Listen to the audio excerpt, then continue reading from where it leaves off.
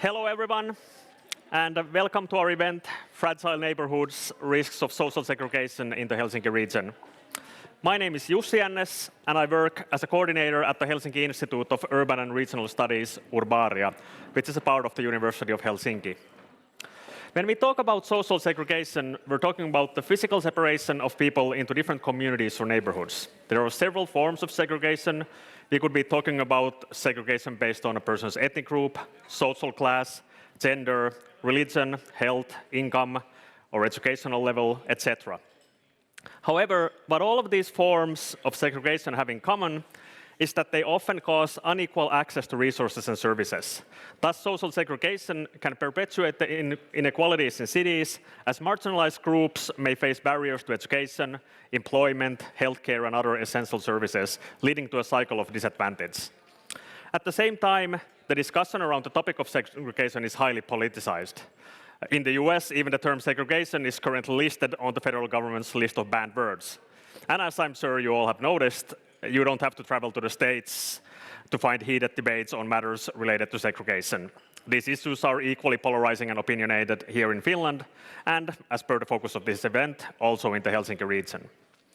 This is why we believe it's crucial to bring informed voices to the discussion, to listen to academic researchers who specialize in these phenomena, as they can provide insights based on actual research data.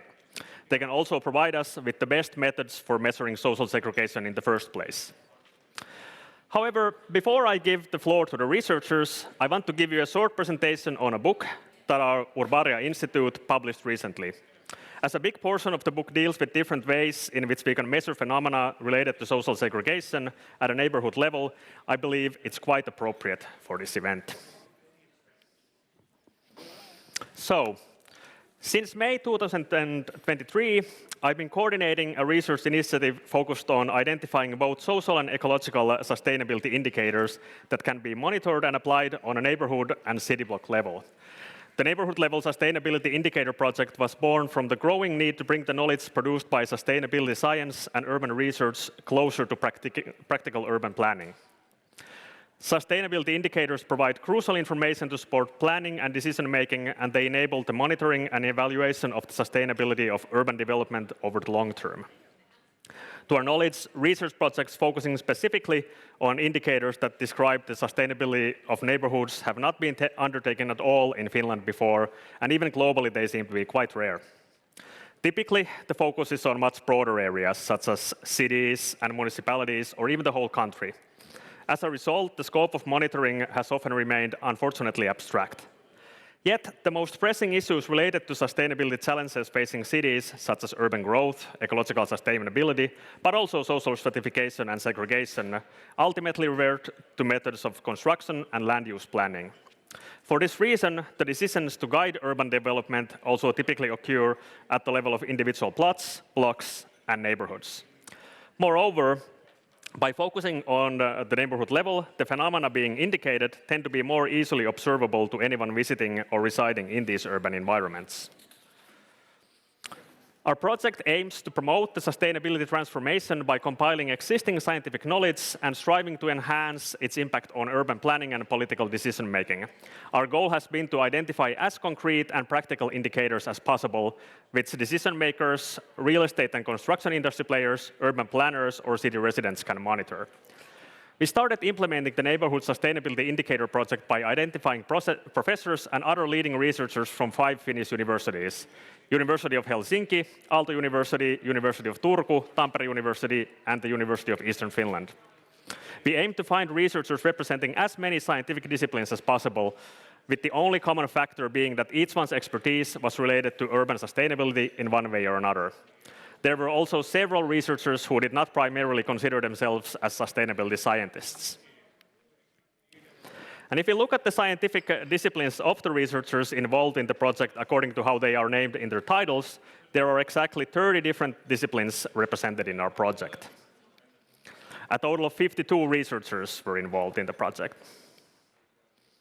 And between the summer of 2023 and the spring of 2024, we held 10 roundtable discussions inviting selected researchers to participate.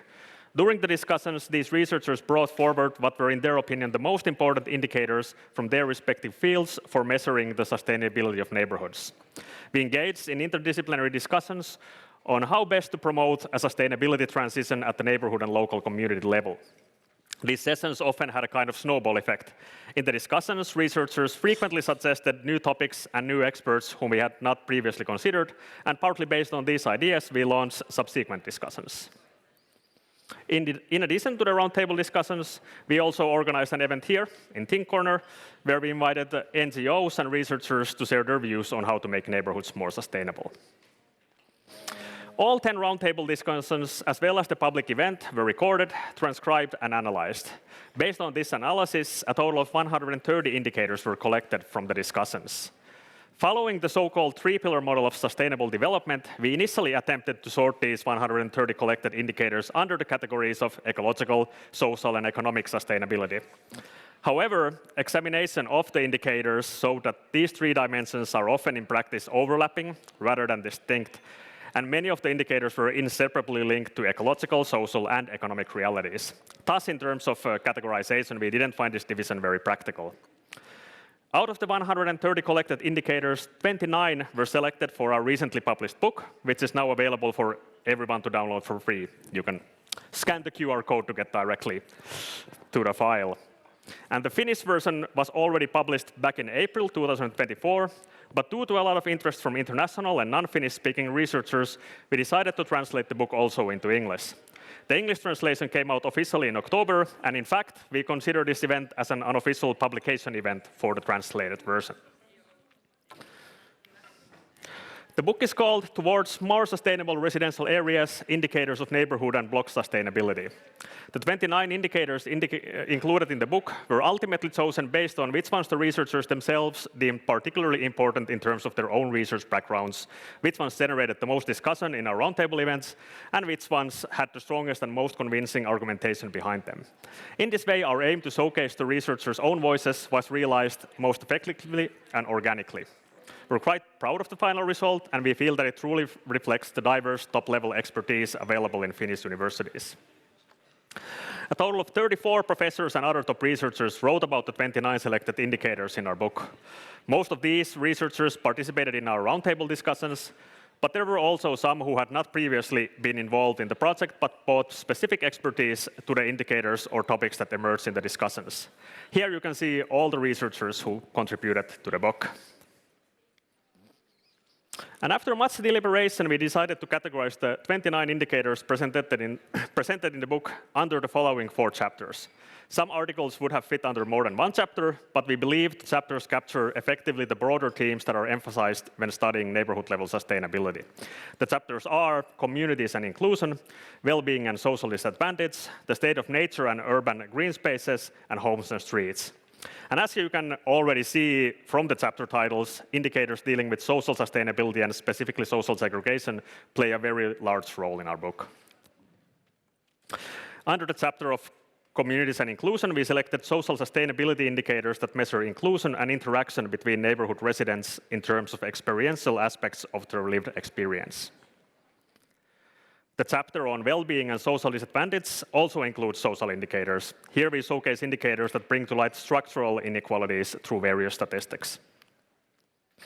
In the chapter on the state of nature and urban green spaces, the indicators deal with the relationship between the built urban space and non-human environment, ecological questions related to climate change, biodiversity, and environmental health. And finally, in the chapter on homes and streets, we delve into sustainability from an infrastructure and sustainable construction perspective. We examine how urban roads, buildings, and homes can be made more sustainable. And now that you've had a chance to glance through all the indicators in our book, in addition to hopefully being excited to learn more about them, many of you are probably also wondering why this or that topic wasn't mentioned at all. And we realized early on in our project that it would be impossible to attempt to present an all-encompassing collection of neighborhood-level sustainability indicators. But that wasn't our intent either. The aim of presenting the indicators in the book is not to be the final word or even a comprehensive collection of neighborhood sustainability indicators. Rather, we hope it will serve as a strong academic opening for recognizing, promoting, and further developing neighborhood-level sustainability. We're convinced that the implementation and continuous monitoring of the indicators featured in the book would greatly advance not just ecological values, but also social well-being and vitality in individual neighborhoods. Our book launch event was a great success. Almost 100 people participated on site and about 30 more attended online.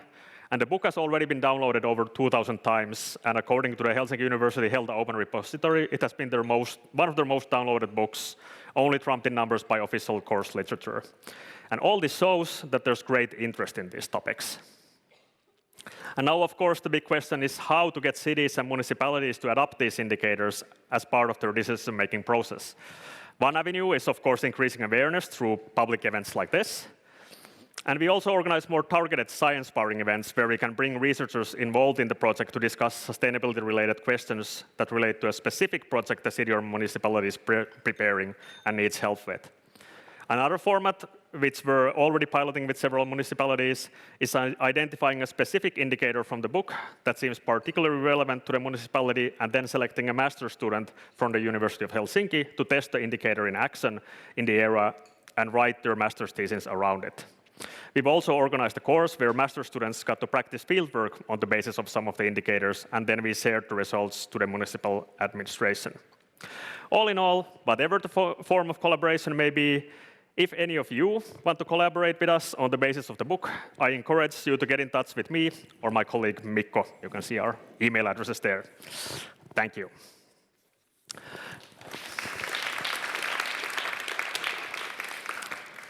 But now it's time to give the stage to the real experts. Later on, 4 authors of the book will come and discuss their social segregation-related indicators and research in our panel discussion. But first, I want to invite on stage doctoral researcher Oskar Rönnberg, who, despite being on parental leave, has kindly agreed to come and tell us about the Vulnerable Neighbourhoods survey, which was conducted in the neighbourhoods of Kontula and Koivukylä. Welcome, Oskar. Thank you.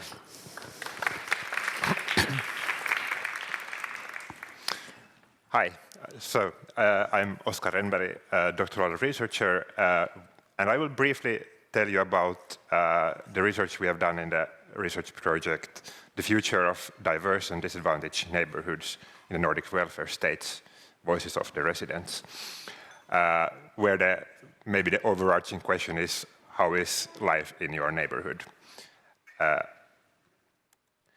But as you probably know, during the last few decades, urban segregation has increased in Helsinki and in other Finnish cities, which means that on the one hand, people with low income, and on the other hand, people with high income are living increasingly more than before in the same neighborhoods.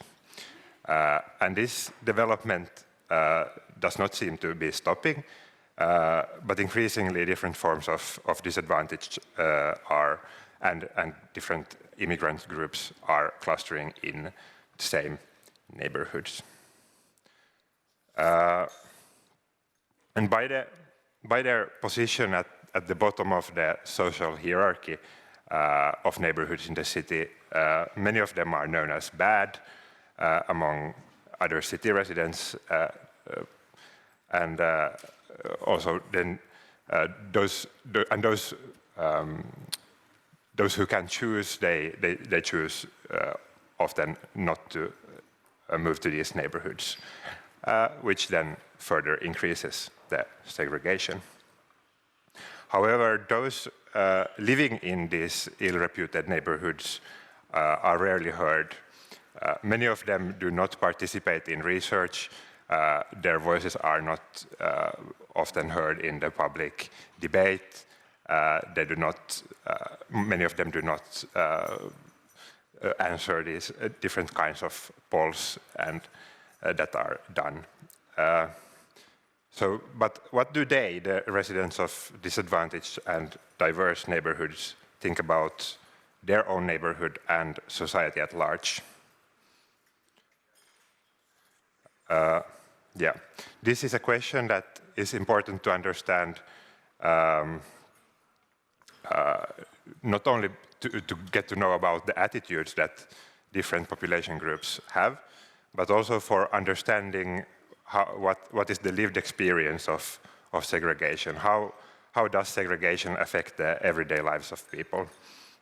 And this knowledge can also help to understand what can and what should be done in these neighborhoods that maybe are avoided and ill-reputed, and where disadvantage might be concentrated, like, in order to be able to improve the quality of life also in these neighborhoods. And this is exactly what we have done in the Vulnerable Neighborhoods survey. In a joint Nordic project, we have interviewed in total 4,800 residents in 6 vulnerable neighborhoods in the Nordics.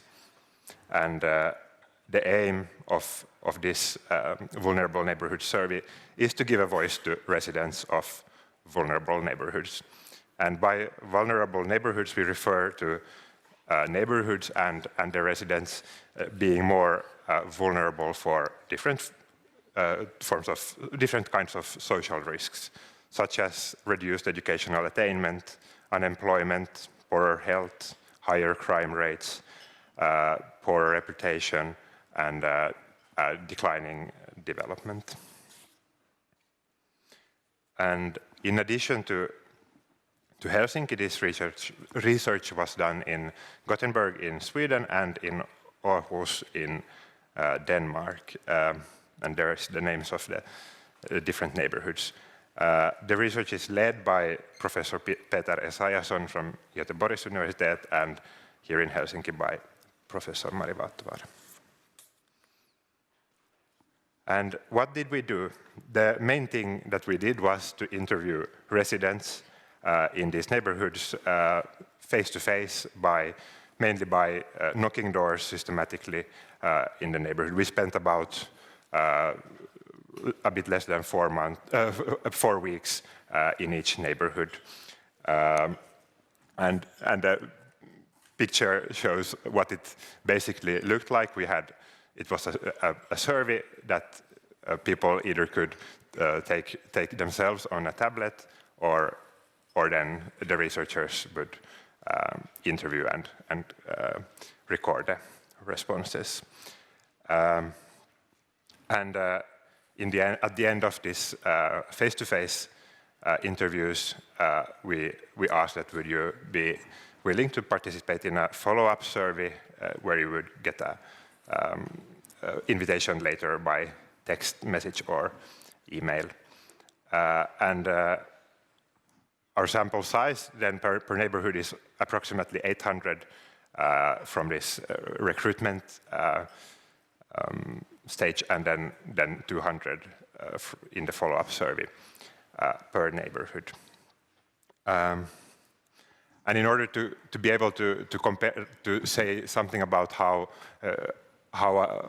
does this compare then to other neighborhoods or other Finns in general, we also collected national benchmark surveys in online panels of some selected questions that we didn't have any comparisons from before. And by reaching out to people where they live, by knocking their door and asking what do you think, and by talking to them on the street, we managed to get samples that well represent the population of multiple demographic factors, and these samples include a much more diverse set of respondents than would ever be possible with traditional mail surveys, for example.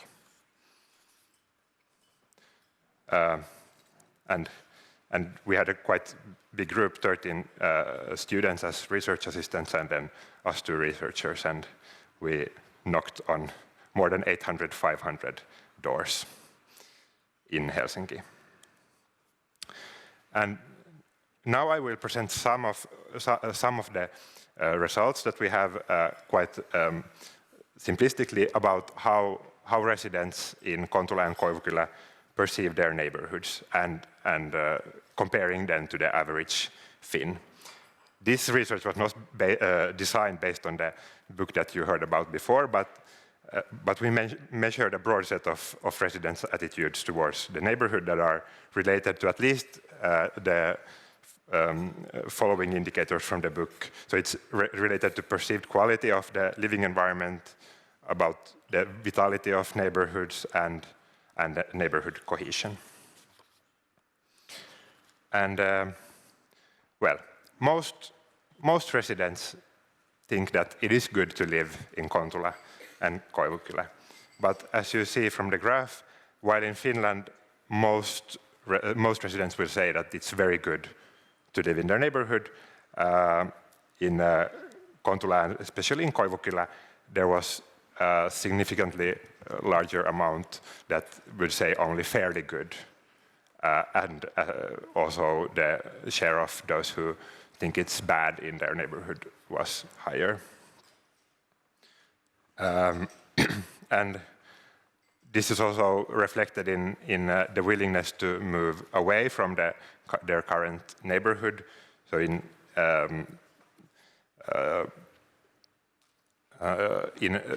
both of these neighborhoods, the share of those who want to leave the neighborhood was higher, especially in the other. And it is not so. It was not so that people with Finnish background would be pronounced in this group, but it's also even more of different immigrant groups expressed the will to move away. And in the vulnerable neighborhoods, most residents think that other city residents think that the reputation of their neighborhood is bad. So they kind of know that others think negatively about their neighborhood. Although most of them still think that their neighborhood is much better than the reputation, and also quite many feel proud about their neighborhood. However, more than 1/5 think that they are treated differently because they live in this particular neighborhood.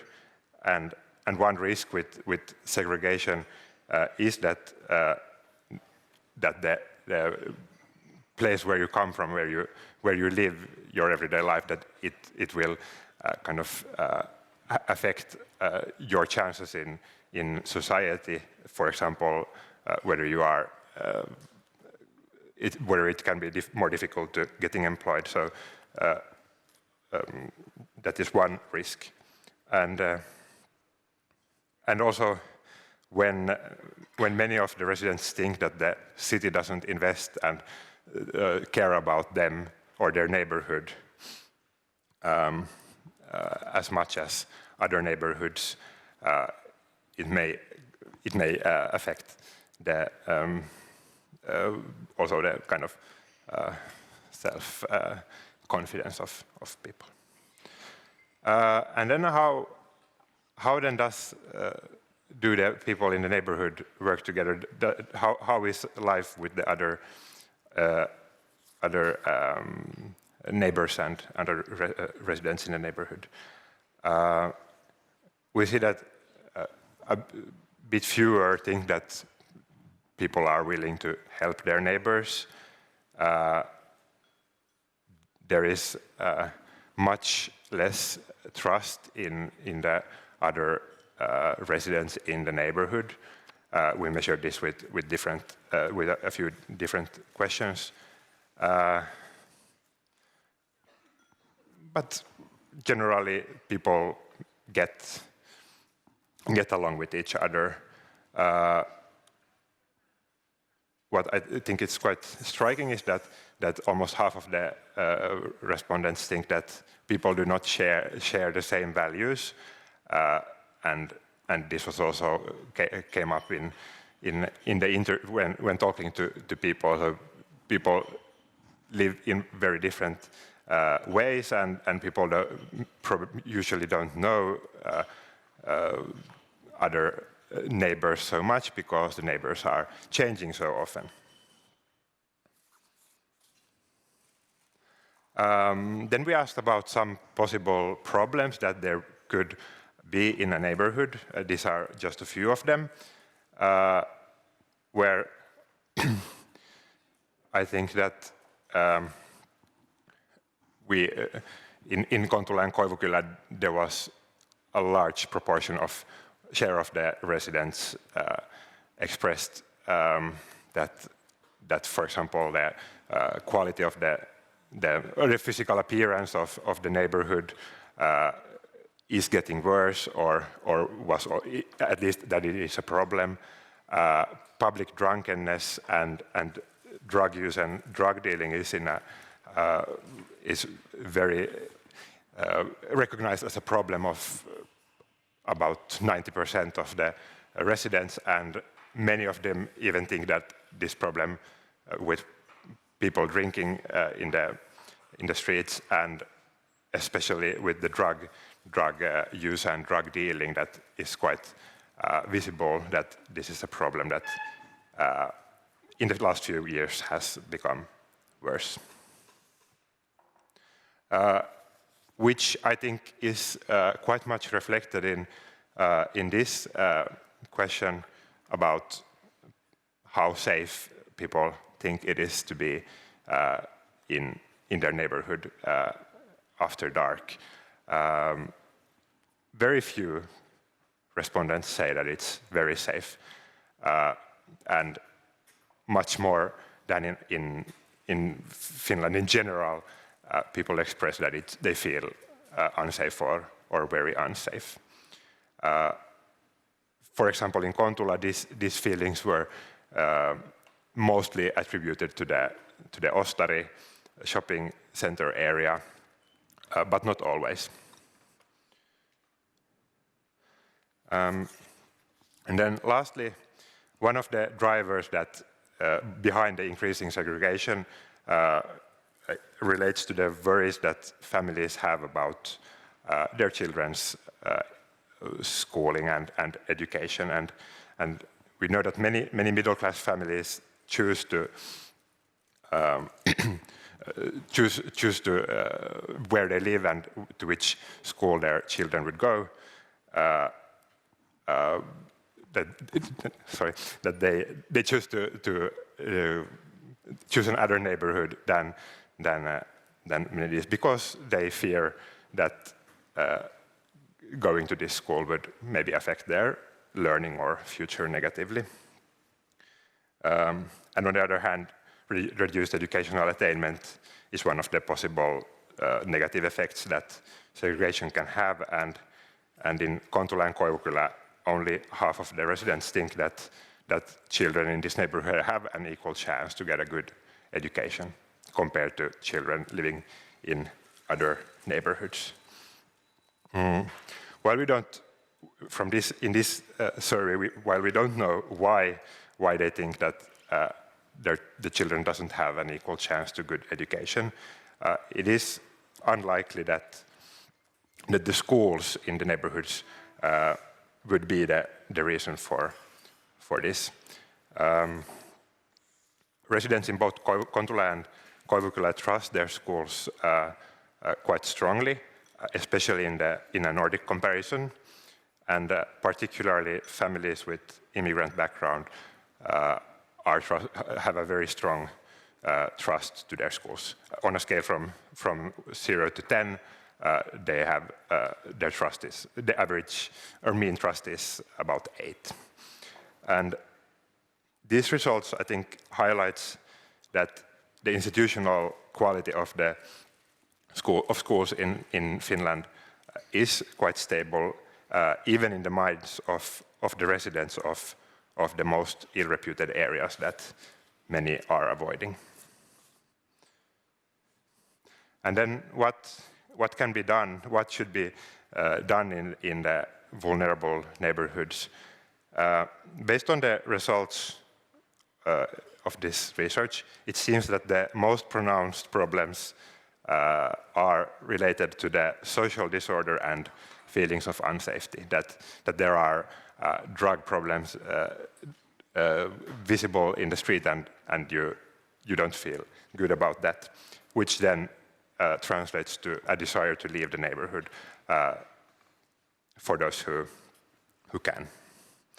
And for the first time, the most mentioned reason for wanting to leave the neighborhood was not life course events, but exactly the social disorder, these kind of problems and feelings of unsafety. And when the primary means of preventing segregation in Finland has been to pursue social mixing in the housing policies, I think these results raise the questions that the social mixing is not enough, or what kind of problems can this social mixing solve when the problems already are there, and on the other hand, how much can we do with just improving the physical environment and putting up flowers and cleaning the benches away? What does that? How can this actually answer to the real problems that are there? So one question that we actually very much need to think about now is what new or old new tools do we need in these neighborhoods? And secondly, as a consequence of the cultural diversity and a high resident turnover, social cohesion is lower in vulnerable neighborhoods than elsewhere. So one question is, and importantly, they trust their neighbors less. So it's important to think about how can we strengthen the social cohesion and communality and social stability in these neighborhoods. And then thirdly, as our research shows, that trust in institutions, such as the local schools, is strong, and particularly families with children in the school trust the schools much, while then those with only small children are a bit more worried. This indicates that the schools are not the problem of these areas. But then, according to research, we know that many families who live elsewhere avoid these neighborhoods because of the school. So while it is important to strengthen the schools and give them the resources, a question from this research, I think, is that how could the strengths of the schools in vulnerable neighborhoods be communicated better so that that parents maybe wouldn't need to worry that much about their children's education. Thank you.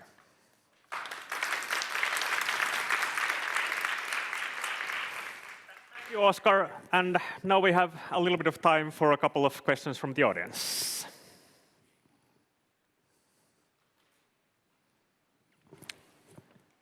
Anyone? Okay, here.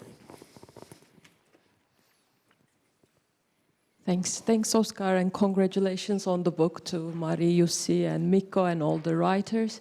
I was wondering which other neighborhoods did you compare these neighborhoods with? Because, I mean, segregation is such a tainted word. I'm sure you're like going to some theoretical discussion, because there's also segregation of the rich, right? There are some neighborhoods where they are segregated because, you know, they are more privileged. So I think these kind of stats would like kind of make sense when we know what's like the comparison group. And Finland is kind of like too big. So in Turku and Helsinki, at least, what kind of neighborhoods should we think when we talk about this average Finn neighborhoods? That would help me to understand a bit more. Yeah. Thank you. Yeah. Good question, and of course. It's a compromise in this case that it would have been from the perspective that I talked here now. It obviously would be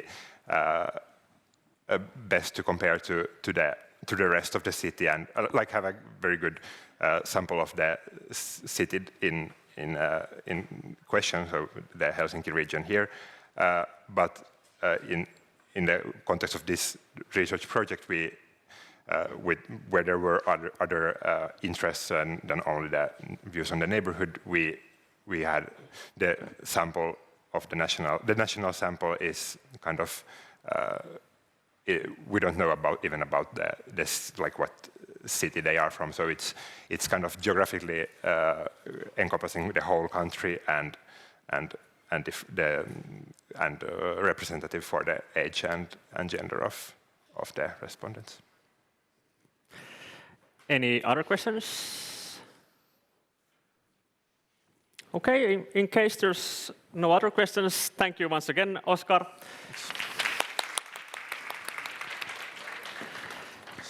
And next, I want to invite on stage our esteemed panelists for our panel discussion on the topic of addressing segregation in the Helsinki region, crime, housing, education, and inequality. Welcome to the stage, Bäcklund, Professor of Inequality of Cities and Regions, University of Helsinki, Sonja Kosunen, Professor of Education, University of Eastern Finland, Matti Näsi, University Lecturer in Criminology, University of Helsinki, and Mari Vaattovaara, Professor of Urban Geography, University of Helsinki.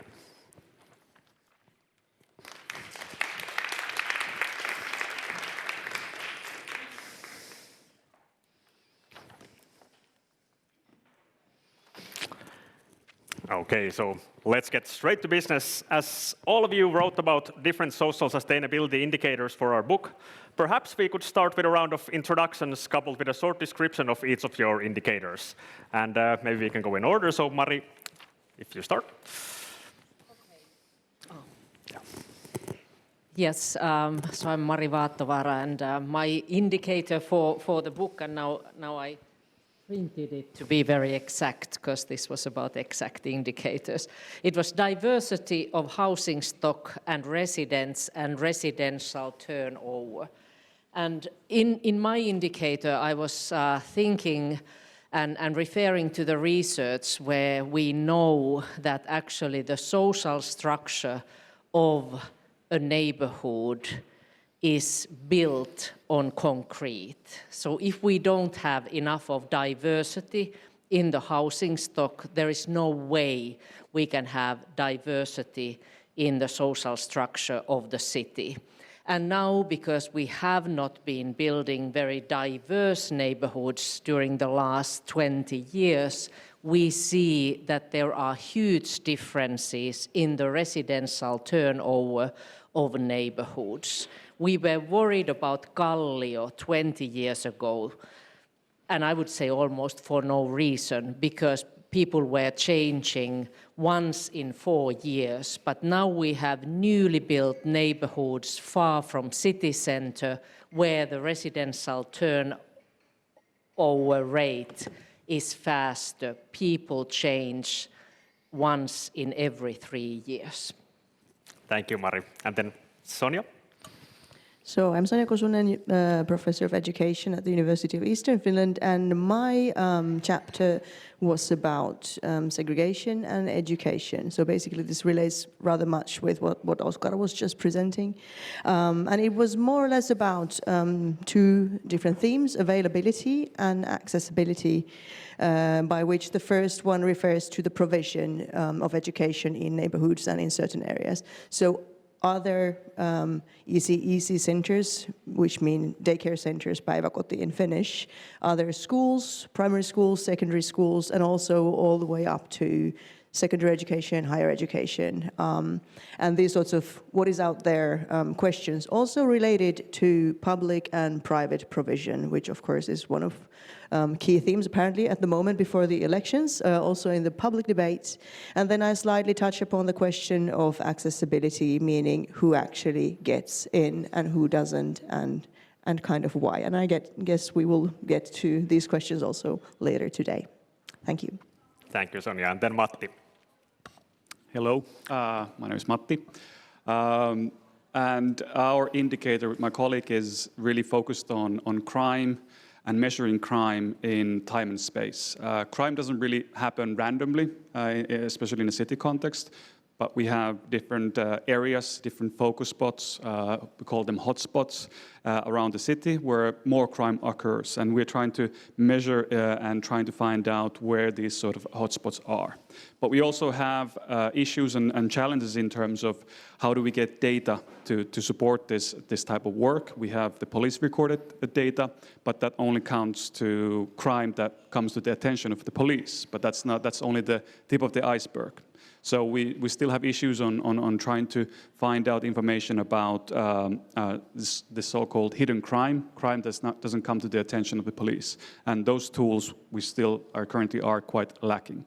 So our sort of indicator was discussing about the possibilities that we have to have this information, but also the challenges that we still have in terms of forming the bigger picture in a city like Helsinki, for instance. Thank you. Thank you, Matti. And then Pia. Thank you, Jussi. I'm Pia Bäcklund, Professor of Urban and Regional Inequalities, and I'm very happy to be here today with you. Actually, the name of my indicator is Vitality of the Neighbourhoods, but actually what I was discussing in my chapter is more about that why we actually need different kind of indicators. What is the reasoning behind those indicators? Why we are interested in certain things instead of some other things? And it was a little bit criticism also concerning these kind of the way how we want to control the world, what is actually happening and so on. For example, we know the income of different areas, but we really don't know the loneliness index, for example, in different areas. And so I think it's really important to understand that what this sentence governing by numbers actually mean in practice. Thank you, Pia. And maybe to start off, I'll present a question to all of you, which is that the wealthiest 10% of Finnish households now hold more than half of the nation's total net wealth, marking a historic shift in wealth distribution according to new data from Statistics Finland. What do you consider to be the main causes of segregation in Finland? Is wealth inequality the biggest culprit, or are there perhaps other equally or even more important factors at play? Okay, Yep. Thank you, Jussi. I think that perhaps the biggest thing we should discuss is that how people feel that, or if are people feeling that they are part of some community or not. And I think this is important issue in discussions concerning the segregation, because we all know that your income could be very high, but still you can feel that you are not part of this society. You can have different kind of health or mental health problems and so on. So I think that that's very important thing to discuss in the future, that what is this community feeling? Can we have that kind of feeling in local level, regional level, city region level, national level? What we actually mean by that? Yeah. Well, I guess from the perspective of crime, my focus is more not necessarily on the wealthiest, but the socioeconomically the most challenging positions and what happens in that group of people and what happens in those areas. Because in crime, the risks are the highest among the groups of people that belong to the lowest socioeconomic levels. So the focus from the sort of criminological perspectives is on those areas and what happens in the city within those areas. Do we have larger areas with the problems, or do we have a specific, for instance, houses that accumulate these problems? So following that and seeing how this sort of how these issues, whether they are sort of becoming a bigger issue in certain areas, that's the key thing to follow up. Thanks. And Sonja, Mari, do you have anything to add? I can be the next one. Yeah, thanks. Yeah. I think it's a very relevant question, and also then pointing out we're talking about wealth and then segregation, but basically we're talking about inequalities and segregation. And we might, as Timo Kauppinen, for example, has pointed out several times, it's possible that the levels of segregation actually decrease, even though inequalities increase. It might be that the city actually has areas that are being gentrified, and thereby it may look that the segregation indicators are going down, but actually the simultaneous inequalities might be increasing.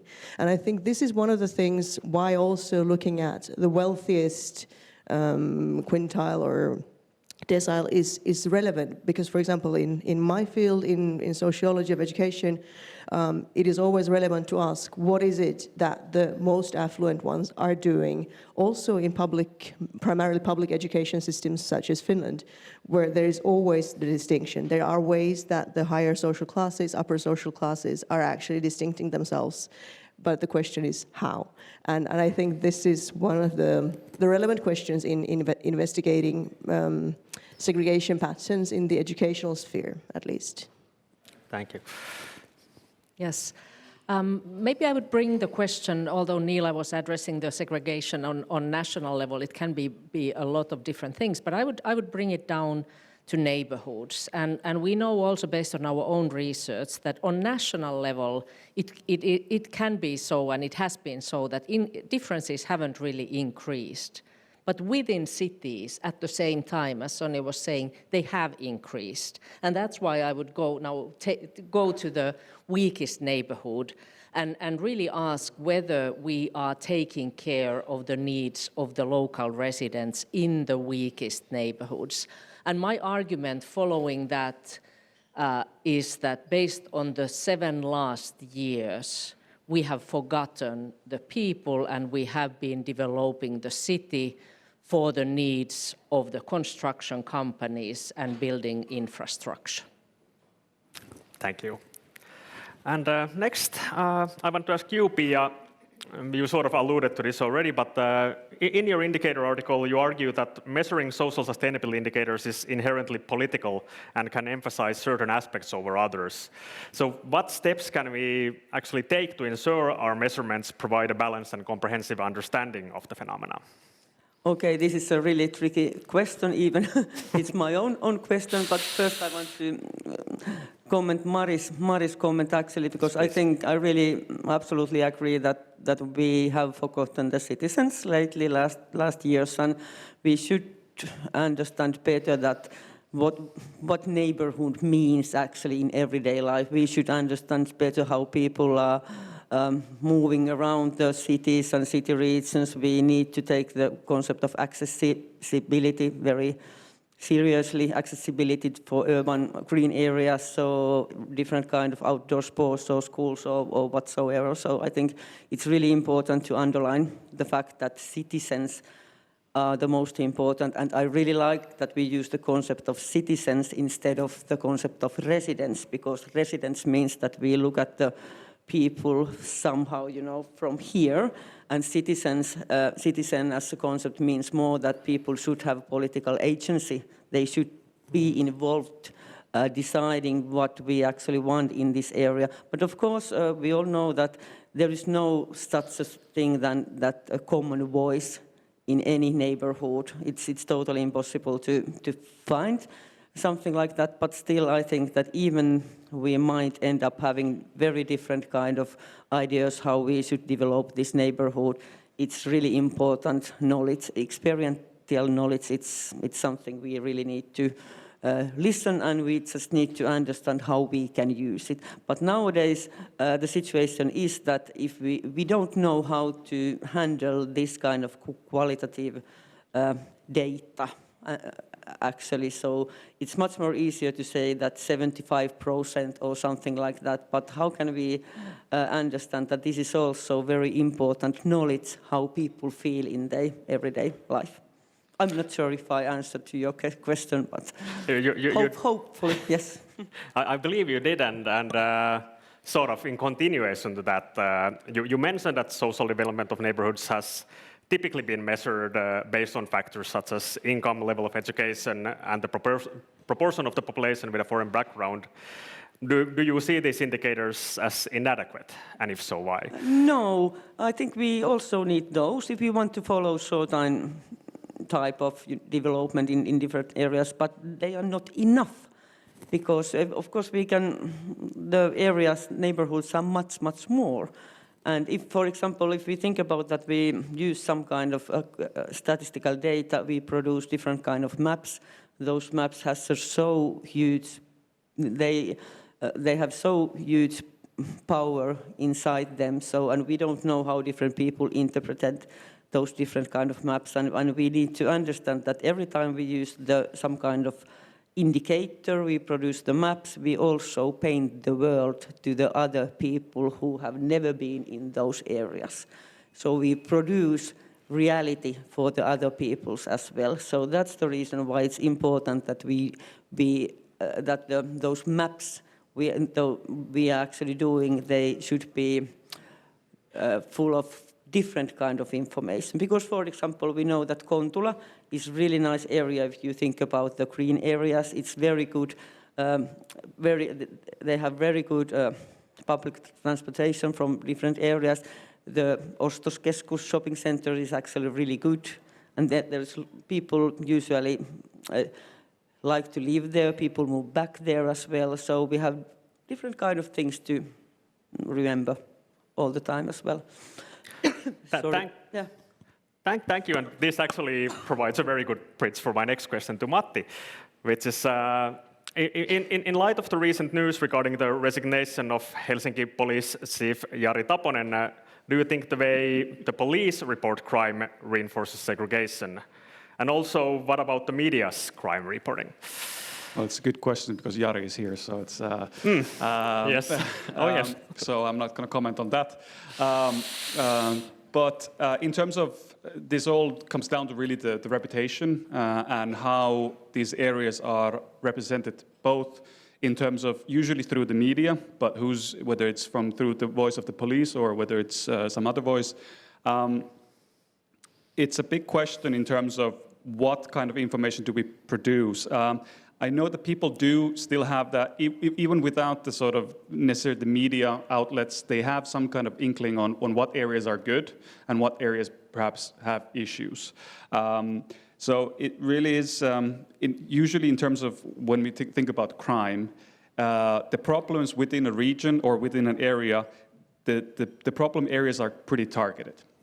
But in the public discussion, the whole neighborhood or the entire area, for instance, like Vuosaari, the reputation of the entire Vuosaari is usually that, okay, it has a crime issue, when we know that the crime issue really is in very focused spots. But so this is a difficult discussion to have. I think in general, I think we have way too much information, way too much news about crime because it's every day. And it does influence people's sort of notion and feeling of security. I think the main issue is that it's such a selling topic, crime, and I think it's been advanced way too much by the media companies, and I think it does create this sort of two-way think of people feeling insecure in certain areas, even though things would have gotten better in certain areas. So there is a lot of sort of misinformation that comes with the overpouring news and overpouring reporting on crime.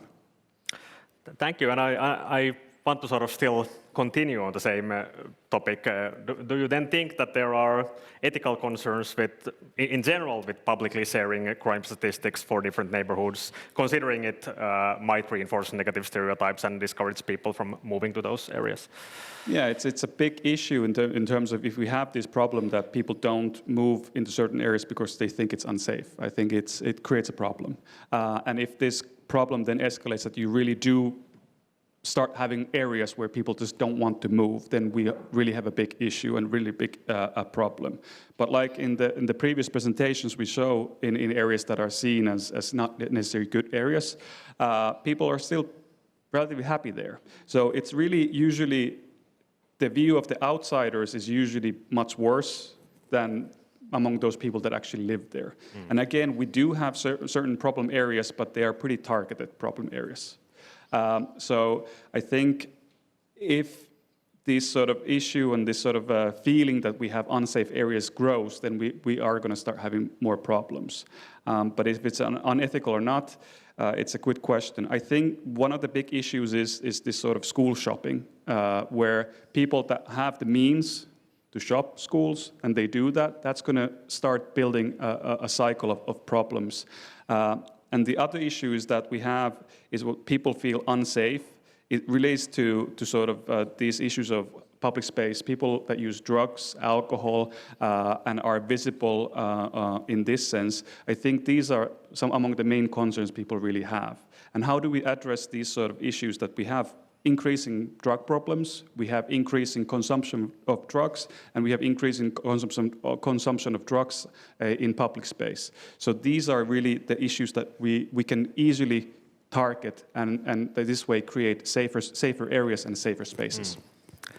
Sorry, long answer. No, that's good.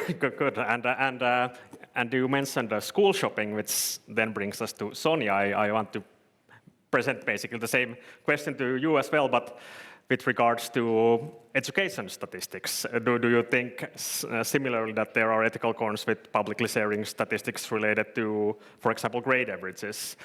Might this have similar negative consequences, sort of what Matti alluded to already? Some of you might recall the so-called Koivukylä discussion we had 2 years ago. Yeah, I think this, thank you, I think this bind rather well actually with what Professor Bäcklund was just saying here earlier, that it's not only the statistics, it's also the ways and the discourses we're having around the areas and the schools. Internationally, in the literature, you talk about this naming and shaming policies, which is basically creating stigmatization around certain areas or their schools. And in our earlier studies on parental choice, for example, we discovered that the discussion about good and bad schools in Finland is just absolutely too vague, because it's not something that happens between schools, but the differences are actually inside the schools. The two separate classes, one of them being selective and the other one being sort of the local allocation, local school class, may have tremendously different reputations within one school. So it's not only about certain areas being stigmatized or certain schools, but it might be that the areas as an experience are very different 2 blocks away from each other. So it's maybe even the residential area is a too large component to discuss as such. And this also comes to this question of crime and how to talk about the areas from the perspective of families. It might be that, for example, this debate about the gangs, youth gangs, is something that youth researchers stated that this is not an existing phenomenon in the eyes of theirs, which is basically people who have been investigating the youth movement and young people on the streets and so on and so forth. But it's really a matter what terms get the public space and are discussed also in the media. But I fully agree that, of course, this is one of the things, school segregation in relation to residential segregation is a relevant point when looking at how the cities do develop. Thank you. And I want to continue with you, Sonja, talking about accessibility, equal access to education. A recent study shows that the Uusimaa region, which of course the Helsinki region is a part of, has fewer higher education spots per person compared to other regions in Finland, and the situation has worsened since last year. So do you think should we prioritize making different forms of education available across all of Finland, even if it negatively impacts the most populated areas? Well, this is probably a question that should be addressed to the politicians, I guess.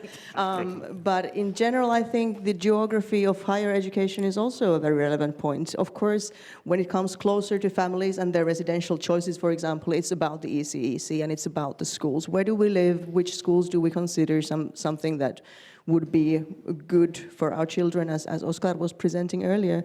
But also in terms of higher education, I think something relevant to bring up to that debate, of course, in addition to these regional differences, is that also universities are rather sort of local educational providers. I remember reading an article a few years back saying that Helsinki University is the most local university of the whole country, attracting people from this area. Simultaneously, what we know from international literature is that when you look at social class differences, for students coming from working class backgrounds, it is a larger gap to move to an unknown area, to sort of start university studentship someplace else. And thereby, of course, it's rather a question how to treat the university and University of Applied Sciences network from a class perspective. Is it something that should be providing only for sort of the affluent people, or is it something that also this class aspect from this perspective should be taken into account? Thank you. And next, Mari, with regards to your indicator, how has the focus on building mostly small 1- and 2-room flats affected the social structure in Helsinki, Espoo, and Vantaa? Are some cities more impacted than others? Yes, since 2015, we've really built differently than ever before in the Finnish history. And instead of creating more balance, I'm afraid these areas are now very new, that we have increased the future segregation in these countries and or in these new neighborhoods. Never in the history have we built housing areas with 1-room apartment or studios only and without homeowners. And thinking of these discussions, what we have, I think it is really important to start discussing the variety of the perspectives with the numbers, with the problems related to numbers, and with different perspectives. Because I do think that the future, the goals, the aims, and the future actions are dependent on the vision that we are creating together. And I'm a bit jumping because I think it was so lovely hearing my colleagues commenting in here. For the science, I really wish that we could set the scene for the discussion on segregation, for instance, what we now in here have. My own experience talking about segregation when cars are burning in Sweden on national news in the morning is the worst. You can only fail. If you say that it's a problem, you fail. If you are trying to lean on the statistics saying that the crime hasn't actually increased, only certain things have happened, you will fail. So the whole possibility to influence anything when it becomes apparent, I think is too late if we haven't been able to set the scene earlier. And maybe it relates also to the numbers and the new developments and the occurring changes. Thank you. And you already brought the discussion maybe to a sort of more wider area with regards to segregation, but I still want to backpedal a bit and go back to the topic of my previous question, considering building of mostly small flats. Do you think this trend of building these mostly small flats will still continue in the Helsinki capital region, or do you expect a change given the recent crisis in the residential construction industry? I'm extremely wishful, and in my future there are only beautiful sunshine and beautiful things. It doesn't continue, and there are two reasons why I'm sure that this is the moment to change. One of them is zero interest rates. They'll never come back. And that was one of the reasons that international investors came in and saw the possibility to build housing units that don't meet, as Anne-Tervo knows, the needs of any international housing design level. So that's not going back. We also know that they are not sold.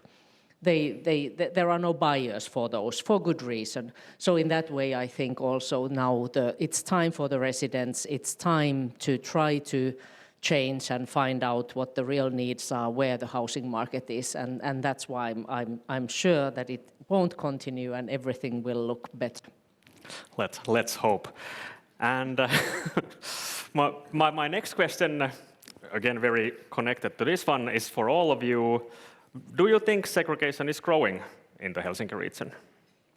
Maybe Mari, you can continue Well, I guess I have the statistics in my pocket, and what Oskar was saying, it's continuing and it's getting more severe.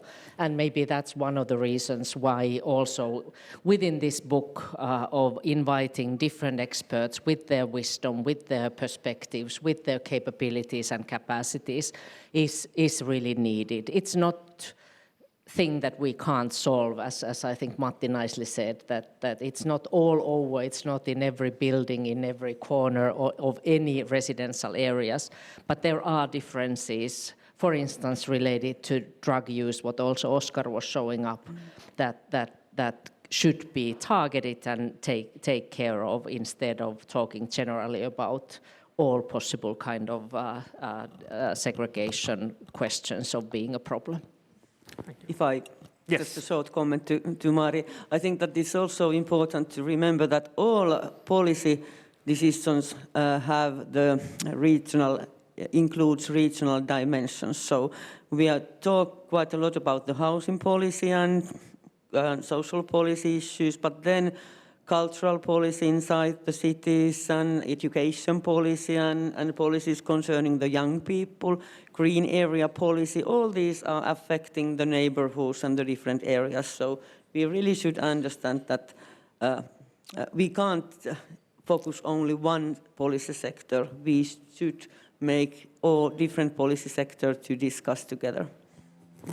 Yeah, I fully agree with what you're saying, and I think what is kind of probably the role of this book, but also the role of us as researchers, making the distinctions between different forms of segregation, because I think this is one of the things that has been the hardest for me, at least, to explain to reporters and to the press, that if we're talking about residential segregation, it is not the same thing as, for example, school segregation. And if we're talking about differences between schools, it's not the same as differences within schools between selected and non-selected classes.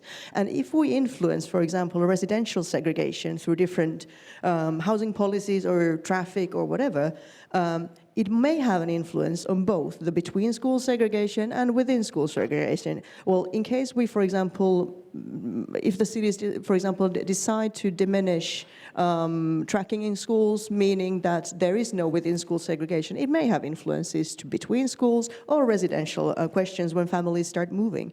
And this is the problem that I think segregation in the public debate, at least, has become kind of a buzzword.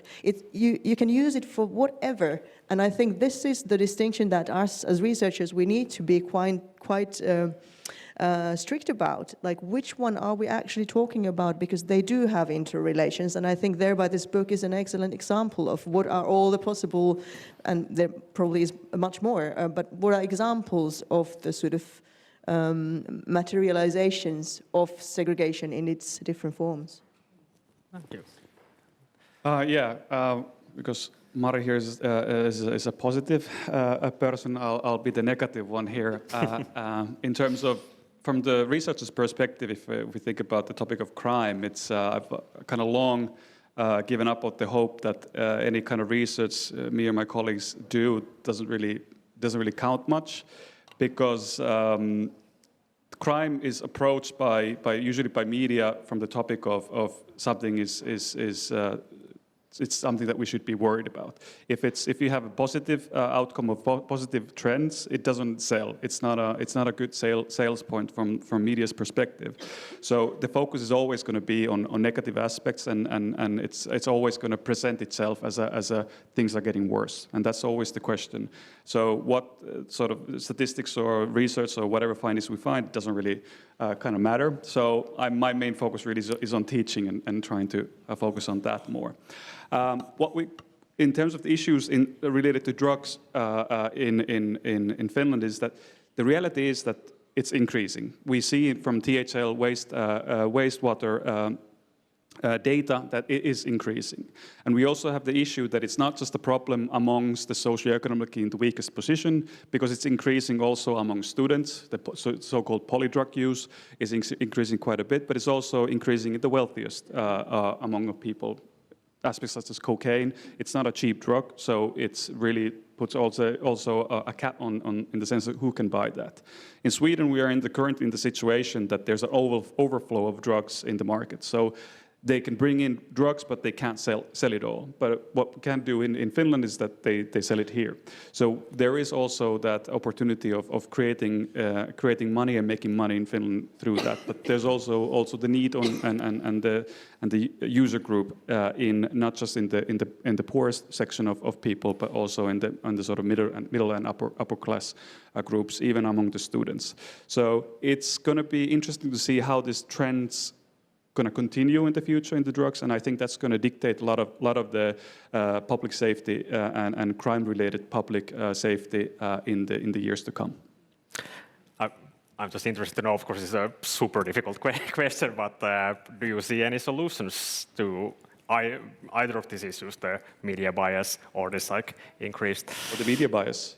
Both of them, both the drug issue. Well, I mean, it's been the key selling point in media since newspapers started to publish it. So I don't think it's going to go anywhere. It's also, but in terms of the drugs issue, that's another question. It is because it's such an international problem, because the groups that bring in these drugs, it's an international problem. So it can't be solved just in Finland. It requires a European cooperation. It's a two-way street. You can think about it as if there is the interested people that want to consume drugs, and if that's the attitude that's going to spread among new generations, then there's always going to be that flow of drugs and crime. They go hand in hand. So if that's going to be the way forward in terms of that it's going to become more popular and the consumption is going to grow, it also comes with the aspect of increasing crime and organized crime. Yeah. But, remains to be seen. Yeah. Thank you. And my next question, sort of relating to what Sonja was talking about, and maybe also Sonja's comment shows that the question might not be framed perfectly, but what do you see as, and this is to all of you, what do you see as aspects of segregation that are usually not talked about? Things that you wish were discussed more often but aren't? Yep. Well, if I continue apparently where I was, I think one of the things is the sort of implicit normative stance we're taking into this question, which I think was well presented in Oskar's presentation earlier, that we're not actually often hearing the voices of people living in deprived neighborhoods or participating in the schools that are stigmatized as bad schools in the public and so on and so forth. So, but we're rather putting on a rather middle class gaze on this phenomenon and saying that this is bad and this should be changed and so on and so forth. But in case we see regional effects, such as, for example, living in a certain neighborhood decreases your chances of getting a summer job, for example, among the young people. We know from Swedish examples at the moment that some young people living in certain areas are lying in their summer job applications that they actually live someplace else because they know that giving this neighborhood as their living area will decrease their chances of actually getting the job. We see similar patterns in our study on young people in statistically disadvantaged neighborhoods, saying, especially those from the middle class background, saying that, okay, I tend to tell other people that I'm not from this specific area, but a bit larger area or a smaller area within it, so that I don't get stigmatized based on the area. And thereby I think these sorts of real life effects on peoples and their possibilities are the ones that should be addressed more, also taking into account the fact that the ways we talk about segregation is actually reproducing segregation. Thank you. Pia. Yeah, thank you, Sonja. Very, very good points. I started to think about other concepts we can use with the segregation discussion is, of course, gentrification.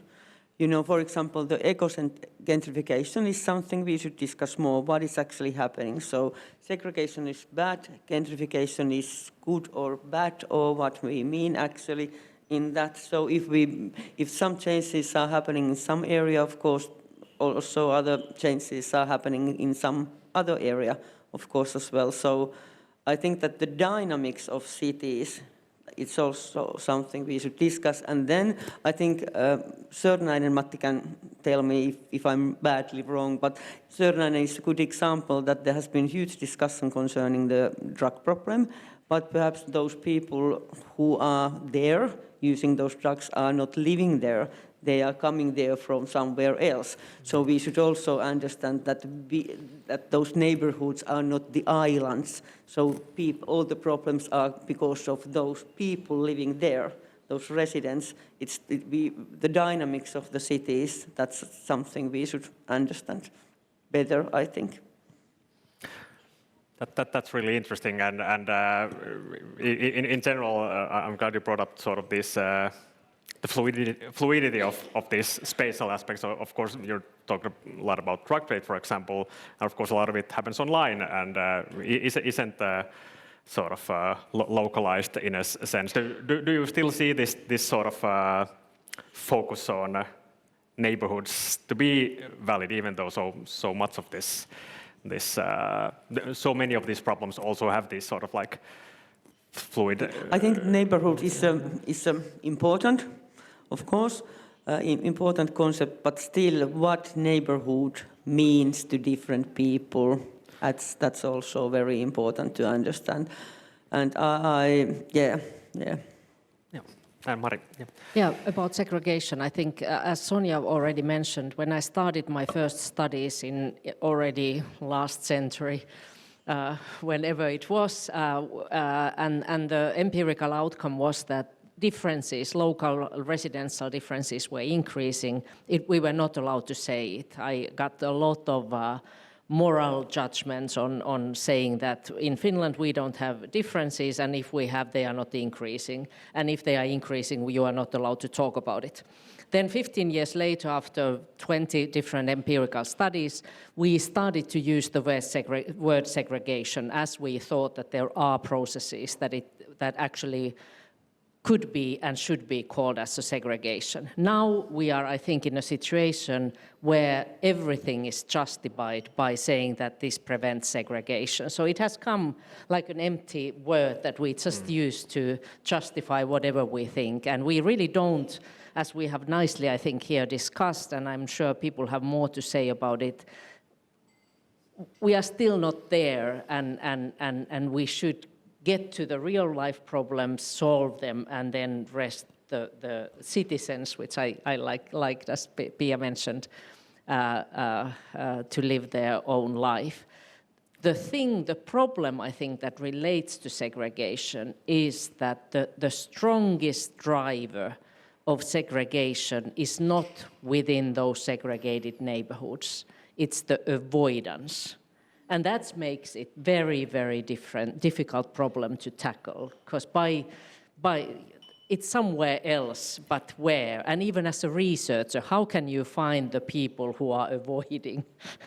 We should have, with Oskar, gone around whole Finland and knock not only 8,000 doors, but a million doors and asking that, are you avoiding? But we know that 90% of the people in Nordic countries do avoid certain neighborhoods. And what are the neighborhoods? We don't know. Thank you. And then for my final question before we go into the audience questions, what are the challenges in reversing trends of segregation once they have already been established in residential areas? And this one's again for all of you. I know it's a very difficult question. Could you say it again?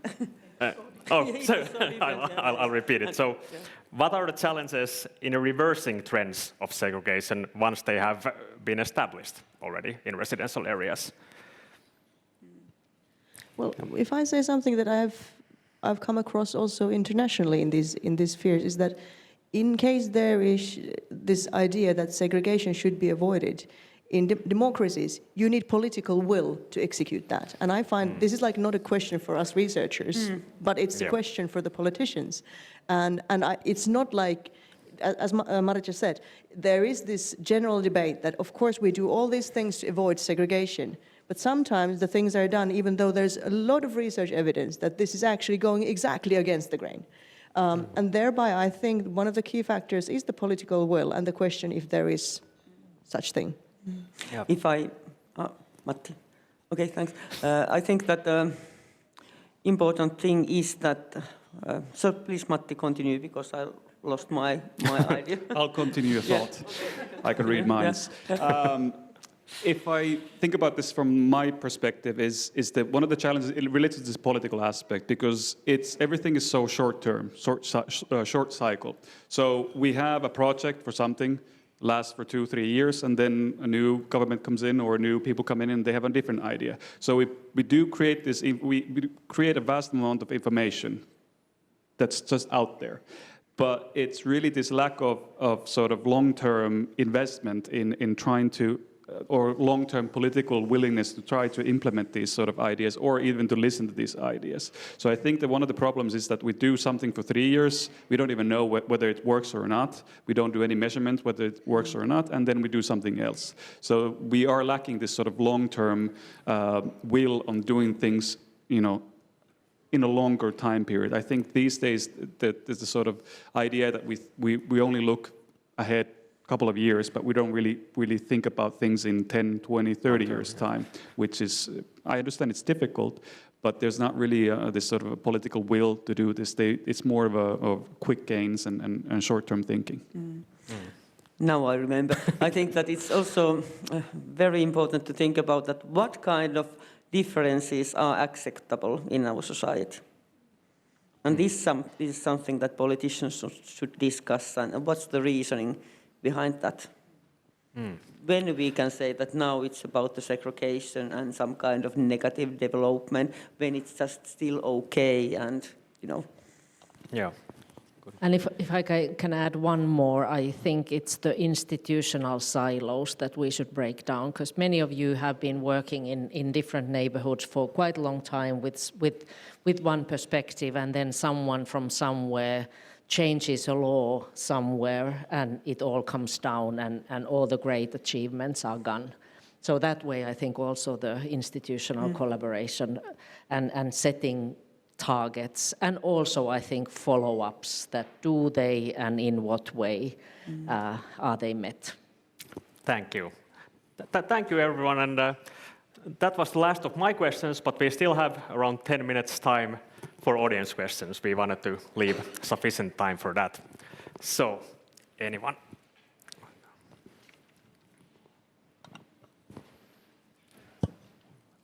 Yep, Neil?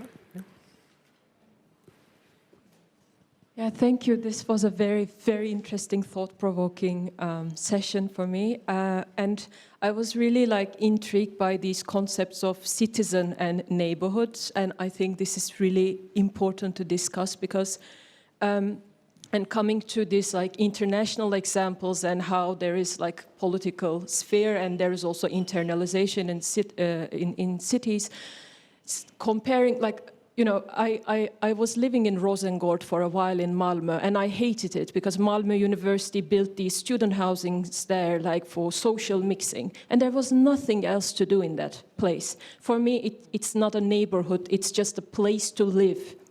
And it doesn't have any past, there was just some land that people built buildings. Then I moved to Möllan in Malmö, which is, historically it's very left-wing, and then it was, defined by super diversity, and then it was gentrified. Then I thought this is a neighborhood. And what's the difference between a place to live, a residential place, and a neighborhood was not just that one is close to the city and the other one is not, but it was ideology, because when I look at also Kreuzberg, Neukölln, in Copenhagen, around Superkylän, in Gothenburg, the difference between Biskopsgården and Majorna, the difference is that there was a political ideology like left-wing communities and sometimes radical left-wing communities, which taught that place to be citizens. They fought against the police if they were, tearing down youth houses. They were, creating collectivity. So then it also, I think, it brings to the question of belonging and solidarity. So my question is, if you would look at cities and segregation from bottom up kind of grassroots solidarities, Would you say that you see that in Helsinki at the moment? Okay, I can say that I can see it in some areas, and for example, in some of those very old suburbs in Helsinki, if you look at, for example, the social media discussions and things like that, there are a lot of discussion. People are discuss a lot of tolerance between different kind of people. There are a lot of all kind of activities and things like that. So I think that both in new areas and old areas, there are differences in that. But I think what you mentioned, that history, the culture, some kind of idea behind those areas, that is perhaps something that people can see that, okay, when they see for example, the houses, the shopping market, they can see that, okay, now I know this is my place. I belong to here. I like to live here. I have history in here.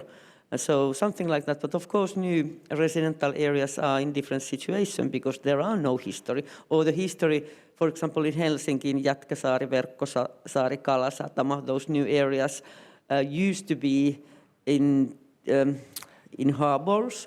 So can we see that part of history in those areas anymore?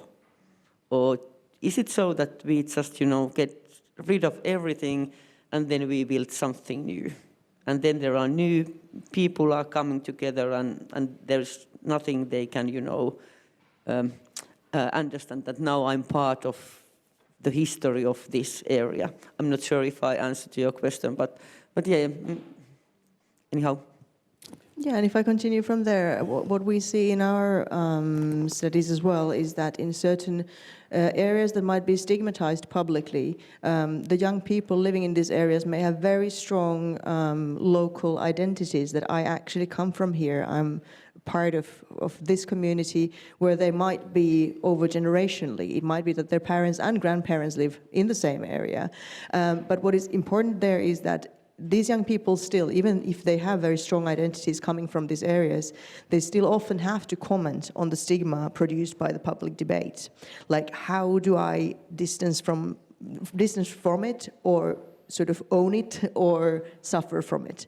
And I think thereby the debate we are creating publicly about these sorts of areas, also by naming them, I think this is a relevant question, because it actually has an influence on the ways the young people, and of course adults and children as well, conceive themselves as citizens and also maybe residents then of these areas. I'll approach that from the perspective of the youth. If you have areas where there's really nothing there, it's just residential buildings. If you don't have, for the younger people that live in the area, if there's nothing to do, they usually come up with something stupid. So if you start building these new residential areas, but doesn't have any opportunities for interact in and sort of belong to the area, but also have something meaningful to do. If it's just an area of buildings and nothing else, then you're going to have generations of kids doing stuff because there's nothing else, something reasonable to do, so they do something that they probably shouldn't be doing. So it is, if we are planning this type of areas and building this type of residential areas, you really now have a chance to come up with something, with plans and areas, whether it's a youth housing or sort of, collective youth residential centers or whatever. But you have to think about this, that what do we offer for the residents to do? And this is just from the perspective of the young people, but of course there are other age groups as well. But if you don't have anything reasonable to do or something, that makes sense, then you do something stupid. And if I can comment, because for instance, from the study what Oskar was just talking about, one of the findings that we had was that our residents actually in Finland, compared to Biskopsgården, for instance, which was part of the study, they were older. So we are in a way in the front of something maybe new in relation to the community's capabilities. Our residents are way older, so I think it's in that way, also thinking of immigration, I think we are 20, 30 years late from Sweden, so there might be some changes occurring only now, and I think those type of questions what is the community built on? What will it be? How will it adapt? And I wonder if you actually would have an answer, because I know that you know a bit better of these questions. Thank you. Anyone else?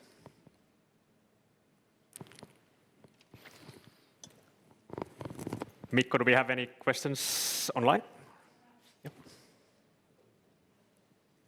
Not online, but if I may ask. Of course. Matti, you mentioned this fact that when doing long-term research, the difficulty is that people change and new projects and new ideas come. And I find that in scholarship, this seems to be a trend in a more wider sense, not just talking about, of course, not just a study of crime or study of segregation, but in general, it's, let's say you defend your dissertation and then you are asked to move to other subjects and you apply for funding. You may not be very successful applying for research funding, saying that I will continue doing what I have been doing for the past 10 years. It always has to be something new and something cutting edge. I know this is a really broad question, but maybe this is the venue for broad questions. But do you other panelists see this as a kind of difficulty for conducting your research? And if yes, what should be done about this in Finland? Yes. It's a good question, and this comes down to really, in research we talk about basic research, which is, I guess, often seen as the boring research, but that's really the basis of building blocks on sort of what we know and try to build on that. But it's a difficult question because what the funders want, and they may want something that's fancy and new and something, you know, very topical or something else. So it is more difficult to get funding for something that we've been doing for the past 10, 20, 30 years, and we want to build on that. So it is a challenge in terms of, because the funders, they get to choose what they fund. So it's not necessarily just about what I would want to do, but it's also about matter of what's, you know, sort of what is the hot topic now and what kind of approaches I need to take. So it's a difficult combination because university really doesn't have that much of basic funding. So a lot of the funding comes from outside, and that focus is decided by other people than those that are really experts in your specific field. So it is a challenge. Yeah, it's a very good question. Maybe something I've been thinking about lately is the ways how our funding instruments are funding multidisciplinary research, and what are sort of the possible outcomes of that, or should we actually produce our doctoral degrees and so on and so forth, so that these are actually done in your major discipline in a very non-multidisciplinary way, and then proceeding in the postdoctoral phase to more multidisciplinary environments, in which, by the way, segregation is an excellent topic. But I think this is kind of a core question, because you can see this practice that technically multidisciplinary project may be funded more easier than some very basic research in a specific field. But then again, the problems may emerge a bit later than when reporting which journals do accept these multidisciplinary things that are nothing from the old sort of very discipline-based scheme. Doesn't really answer your question, though. All right. In case there aren't any more questions, this concludes our event. I want to give really big thanks to all of our wonderful panelists, Pia, Sonja, Matti, and Mari, as well as Oskar Rönnberg for his fascinating presentation. Also, big thanks to all of you who made it to our event today. And to keep track of similar events in the future, we encourage all of you to follow our institute, Urbaria, on social media, Facebook, LinkedIn, Blue Sky, or X. And my name is Jussi, and I wish you all a great day ahead. Thank you.